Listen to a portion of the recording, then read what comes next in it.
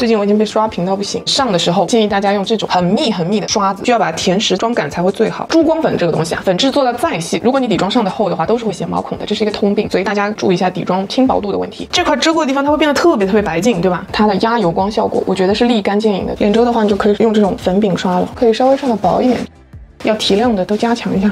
试一下这个新款发际线粉好不好用？因为刷子比较好，它这块海绵不是特别好用。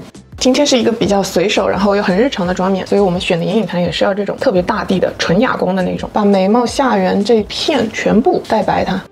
然后拿这颗有一点点偏粉的，睁开之后双眼皮以上这一块，把这个小眼窝的地方带深，这样就不会显得肿。亚洲人这块地方比较肿，所以这一块的话也都要带到。但是眉毛下缘这块有点眉骨的地方，你要把它留出来。拿把小一点刷子再蘸第一个白色，把下卧蚕提亮出来。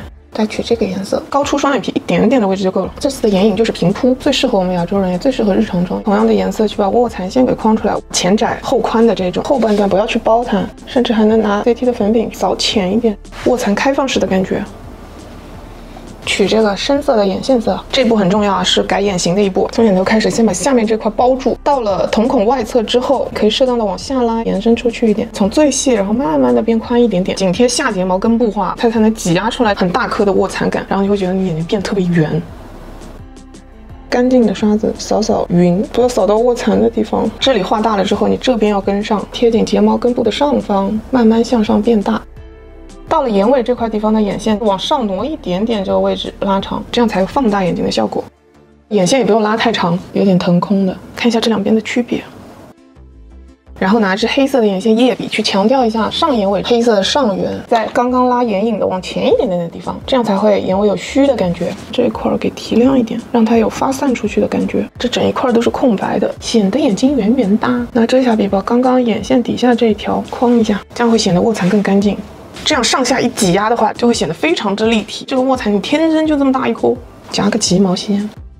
内眼线千万不要填，因为眼线已经包得很浓了，你再去填内眼线就少了少女感，不透气。这个新的我要试一下，前后加宽了，中间变扁了，这样头和尾就比较好刷了。这个妆面是属于比较吃睫毛的，如果你自己的睫毛刷出来没有那么浓密的话，可以选择贴一点假睫毛，要这种稍微凌乱真实一点的会更好看。然后再加上睫毛中间的空隙，就会显得很有呼吸感。为了跟睫毛做呼应，眉毛也是需要用眉粉。眉毛的形状啊要稍微粗一点，这里缺的比较多，补一补。这把刷子我看到有人问，是珠宝堂的 J524H， 比一般的眉刷要厚又很宽，这样它画起来又很省时间。眉毛粗的再去买这把，能出很雾面的感觉。边界的部分用棕色会显得柔和一点。先把眉毛这样往上梳一点，看一下大致形状啊。今天要一个这样有点向上挑又粗粗的眉毛。山根不准备修容了，眉头底下这一块需要自己手动的往下降一点点，山根线画出来。